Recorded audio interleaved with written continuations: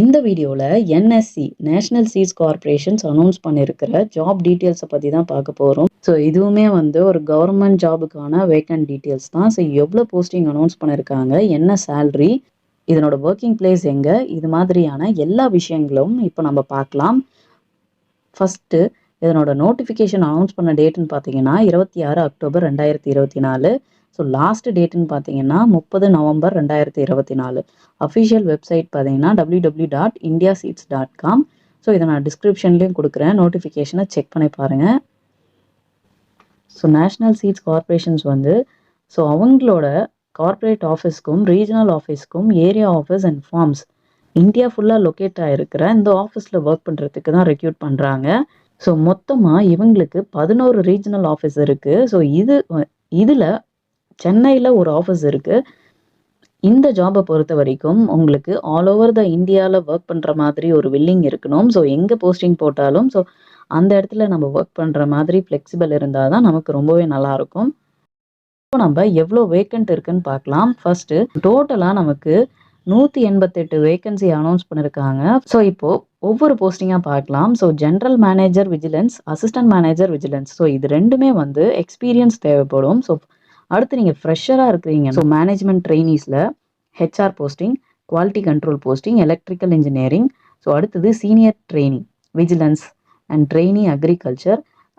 இது ஃபுல்லுமே ட்ரெயினிஸ் தான். ட்ரெயினியில் quality control, marketing, human resources, steno, account, agriculture stores, engineering stores and technician. So இந்த மாதிரி 15 விதமான போஸ்டிங்க்கு வேக்கண்ட் அனௌன்ஸ் பண்ணியிருக்காங்க. ஸோ நம்ம இதில் ஃப்ரெஷராக இருந்தாலும் கூட அப்ளை பண்ணலாம்.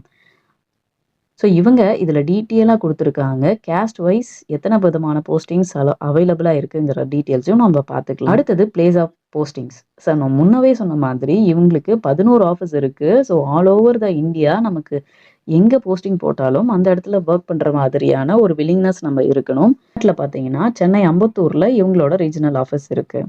ஃபஸ்ட்டு டெப்யூட்டி ஜென்ரல் மேனேஜர் விஜிலன்ஸ்க்கும் அசிஸ்டன்ட் மேனேஜர் விஜிலன்ஸ்க்கும் எக்ஸ்பீரியன்ஸ் தேவைப்படும். இதனோட எஜுகேஷன் குவாலிஃபிகேஷன் பார்த்தீங்கன்னா 60% ஆஃப் மார்க்கை நீங்கள் டிகிரியில் எடுத்துருந்துருக்கணும்.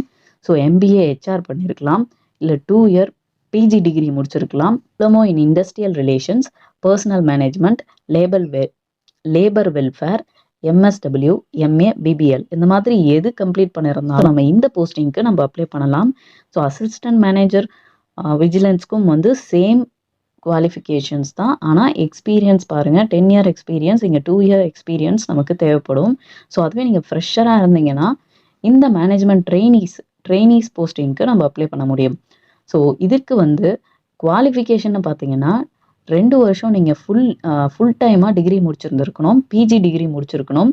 So diploma in personnel management, industrial relations, labour welfare, HR management or 2 year full time MBA முடிச்சிருந்துருக்கணும். So with minimum 60% of marks நமக்கு எடுத்திருந்துருக்கணும். நமக்கு கண்டிப்பாக கம்ப்யூட்டர் நாலேஜ் இருக்கணும். ஸோ அது கம்பல்சரி. ஸோ அடுத்ததுன்னு பார்த்தீங்கன்னா management trainee, quality control. So இதுக்கு எம்எஸ்சி அக்ரிகல்ச்சர் முடிச்சிருந்துருக்கணும். With specialisations in agronomy and seeds technology, plant breeding and genetic from recognised university. So இந்த ஃபீல்டில் நம்ம ஸ்பெஷலாக படிச்சிருந்துருக்கணும். So with minimum 60% of mark நம்ம எடுத்திருக்கணும். பேசிக்காக நமக்கு கம்ப்யூட்டர் நாலேஜ் தேவைப்படும். ஸோ அடுத்த ட்ரெயினிங் பார்த்தீங்கன்னா எலக்ட்ரிக்கல் அண்ட் இன்ஜினியரிங். ஸோ இதில் பிஇ பிடெக்கில் எலக்ட்ரிக்கல் இன்ஜினியரிங் இல்லை எலக்ட்ரிக்கல் அண்ட் எலக்ட்ரானிக் இன்ஜினியரிங் முடிச்சிருந்தா வித் மினிமம் 60% ஆஃப் மார்க்ஸ் இருந்துச்சுன்னா நம்ம அப்ளை பண்ண முடியும். அடுத்தது சீனியர் ட்ரெயினி விஜிலன்ஸ். இதுக்கு எம்பிஏ, ஸோ எம்பிஏ ஹெச்ஆர் பண்ணியிருக்கணும், இல்லை 2 இயர்ஸ் பிஜி டிகிரி முடிச்சிருக்கணும். ஸோ மேலே மென்ஷன் பண்ணியிருக்கிற அதே டிகிரிஸ் தான் இதுலேயும் நம்ம படிச்சிருக்கணும். வித் 55% மார்க்ஸ் இருந்தால் போதும். அடுத்தது ட்ரெயினி அக்ரிகல்ச்சர். இதுக்கு பிஎஸ்சி அக்ரிகல்ச்சரில் மினிமம் 60% ஆஃப் மார்க்ஸ் தேவைப்படும். அடுத்தது குவாலிட்டி கண்ட்ரோலுக்கு BSc agri with 60% of marks நம்ம எடுத்திருக்கணும். அடுத்தது ட்ரெயினி மார்க்கெட்டிங்க்கு பார்த்தீங்கன்னா பிஎஸ்சி அக்ரிகல்ச்சர் நம்ம படிச்சிருக்கணும். ட்ரெயினி ஹெச்ஆருக்கு என்ன குவாலிஃபிகேஷனை பார்த்தீங்கன்னா ஸோ கிராஜுவேட் மினிமம் 60% ஆஃப் மார்க்ஸில் நம்ம கிராஜுவேட் ஆகிருக்கணும். ஸோ எம்எஸ் நாலேஜ் நமக்கு தேவைப்படும். அதே மாதிரி டைப்பிங்கும் 30 வேர்ட்ஸ் பெர் மினிட்க்கு நமக்கு ஸ்பீடு இருக்கணும். ஸோ அவங்க வந்து இந்த இந்த இந்த போஸ்டிங்க்கு அப்ளை பண்ண முடியும். ஸோ அடுத்தது trainees in stenography, 3 years in diploma in office management. So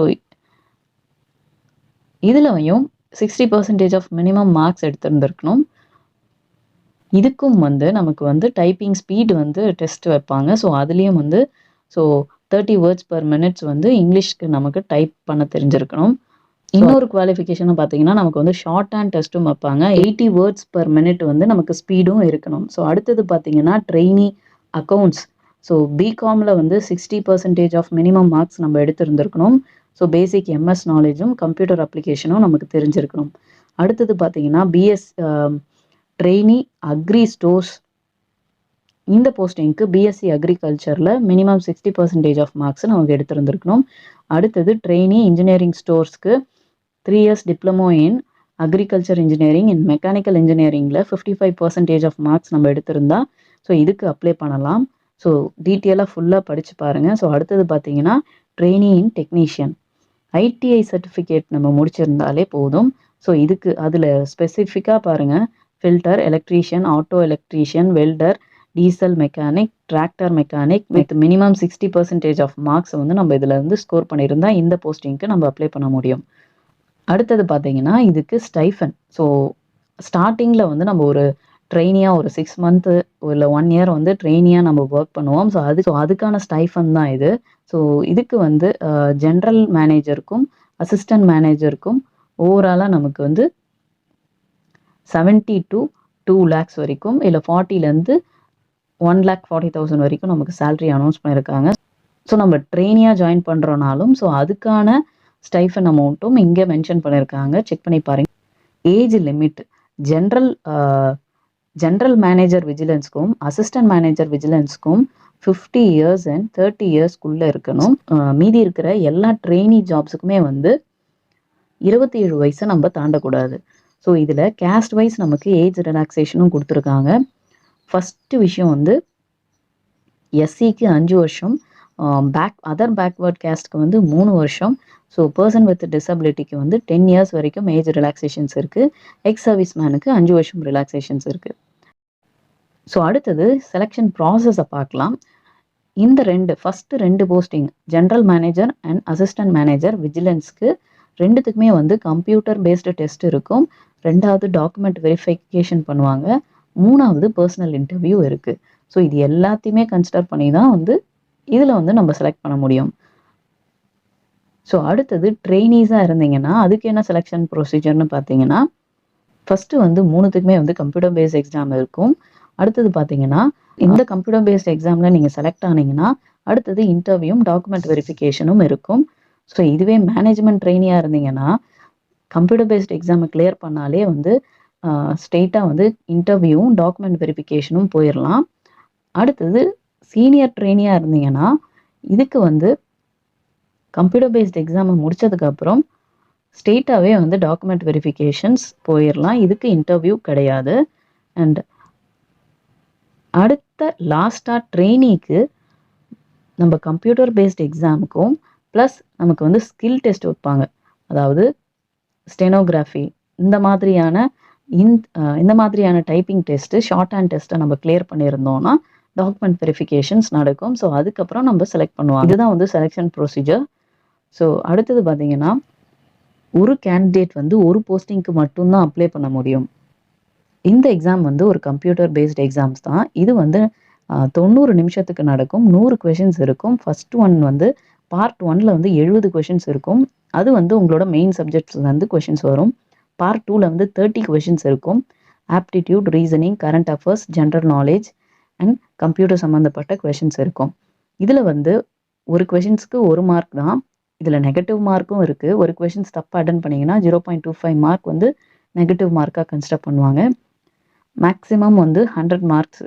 so மேக்ஸிமமாக வந்து 100 மார்க்ஸு. இதில் வந்து மினிமம் குவாலிஃபைங் மார்க்ஸ் வந்து 35 மார்க்ஸ்.